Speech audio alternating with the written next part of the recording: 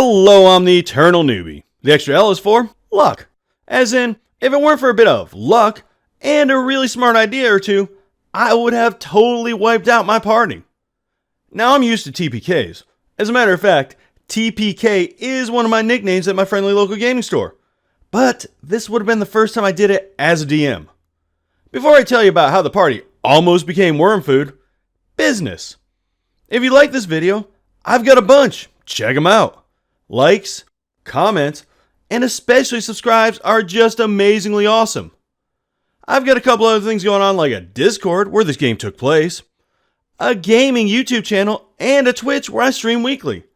Not that I'm really good at video games, but I try to be entertaining. Check them out if you got the time. Finally, I'm really trying to grow this little channel. So if you like my stuff, tell a friend. If you hate my stuff, tell an enemy. See? Win. Win. Before we get started, let's chat for a minute. A YouTuber who goes by the name Mr. Beast has started an initiative to get 20 million trees planted by donating $20 million to Team Tree. For every dollar they get, they plant a tree. I'm not gonna lie, when I heard about this, it was quite shocking. Using social media for good? Is that even allowed under the terms of service? In all seriousness, I think it's an amazing idea, and I'm gonna put my money where my mouth is. Which is something you should never do in real life. Money is dirty. I'm gonna donate whatever I make from YouTube this month. It was either that or buy a coffee at Starbucks. You know what they say, more trees is good to me's. Yeah, that's why no one ever asked me to come up with slogans. If you'd like to donate too, the link is in the video description. And just wait till I hit 20 million subs. I'm gonna do something really spectacular. Like go see a doctor since I'm hallucinating. Now, back to the show. The Heir of Orcus modules are a trilogy I have a long personal history with. Fun fact, I looked up synonyms for trilogy for an L word for this video. Look at this. Apparently leash is a synonym for trilogy? What? English is weird. If anyone understands that, let me know in the comments, please. I don't get it. My experience with these modules began when I joined a one-shot where the DM forced the party to stay split and then let his friend kill us. I'll throw you a link on the screen somewhere. It is a good story, though the DM and the player who killed us all, are not really fans of mine. Can't imagine why. Oh yeah, I forgot about that drawing. That was a good one. Gotta love that poop brown background color, right? Anyway, that DM did challenge me to do a better job, so I ran the module. It was a great time and everyone had fun. Guess what? The module writer found the videos and, unlike my family, he liked them. Yeah, I'm gonna get to that later, bunch of jerks. A man of impeccable taste. The writer, Anthony Joyce, was nice enough to send me the second and now third part of the story. And this is where we begin our tale. Okay, maybe not quite yet. In order for this part to make sense, you might need to know a little bit about the other modules. So if you didn't watch those videos, let me give you a really short synopsis of verse 1 and 2. Verse 1, go to a party. Pick a side. Kill the other side. Go to the Temple of Orcus. Maybe kill a dragon. Maybe eat some amazing spiced potatoes. Maybe go mad. Verse 2, enter temple. Fight creatures. Don't become creatures. Fight the air. Don't explode. Maybe go mad. Sadly, no amazingly spiced potatoes. Obviously there's more to that, and I highly recommend all three modules. They are great, but now you're basically caught up. Verse 3 opens with some strange bedfellows.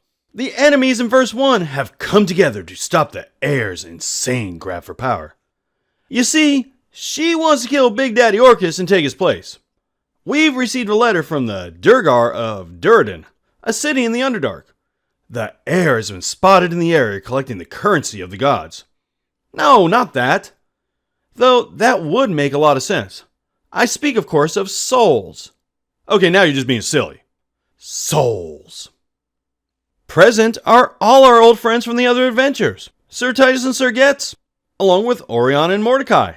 Even Nerf and Perf is there with his fabulous double-stuffed bacon potato recipe. We've got some new friends too. A planetar named the Inquisitor. He may not look like it, but this guy is a party animal. And we even have Sir Victus with us. though she might have just gone over to the dark side. It is an uneasy alliance, but the heir must be stopped. The group is discussing the finer points of planar consumption theory when, all of a sudden, cultists rush in. Scores of them. How can this be for the greater good? Now, I like what the module did here. Rather than have these tier 2 characters fight off these weak cultists, it has each player do a check of their choice to fight off the mob. The more of them that pass the check, the better the rewards. Conversely, if most of them fail, they will all take some damage. If all of them fail, it's a good amount, like 42 or something. These guys are tier 2, it'll hurt, but it won't kill them.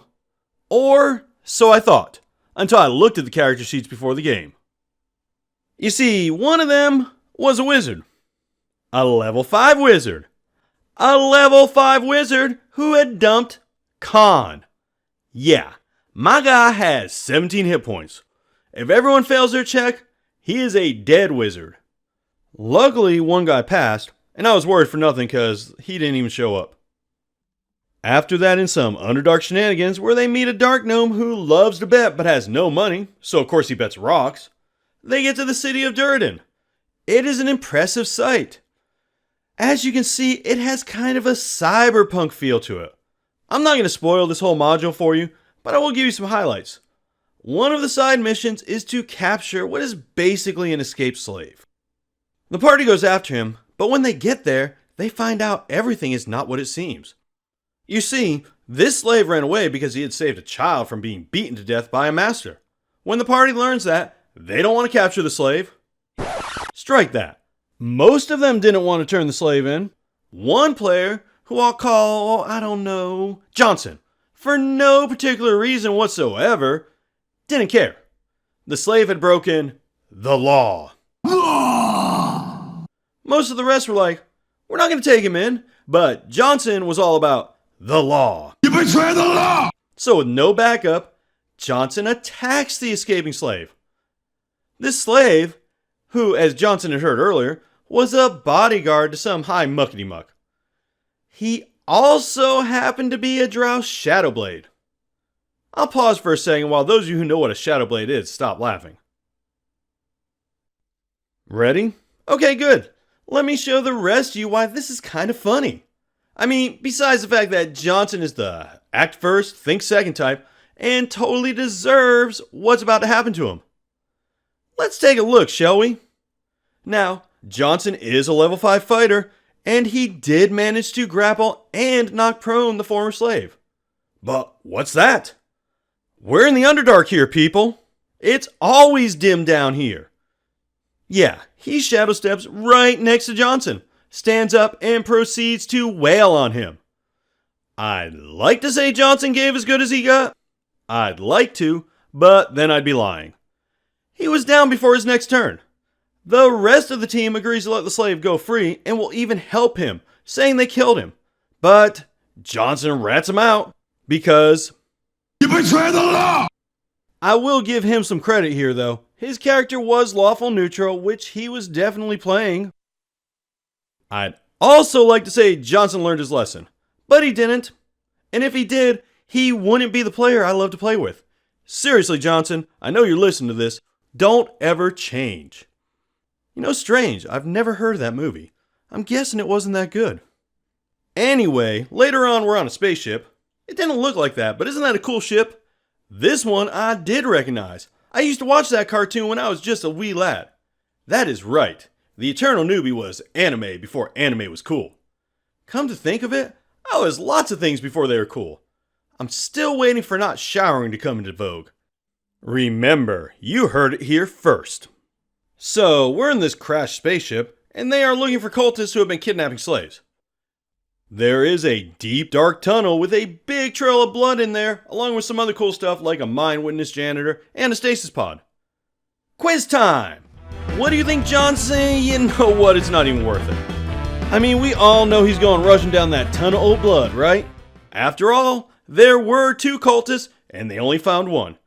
Despite the fact there are literally liters of blood spilled, Johnson goes running in and the rest of the party follow. What's the worst that could happen? Yup, a neothalid. I don't know if I pronounced that right. But for that matter, I can't pronounce Duergar either. Anyway, the party comes rushing in to save Johnson as he wisely retreats. Let's go to the Sheik. Now, as DM, I have already decided I'm not going to use the breath weapon.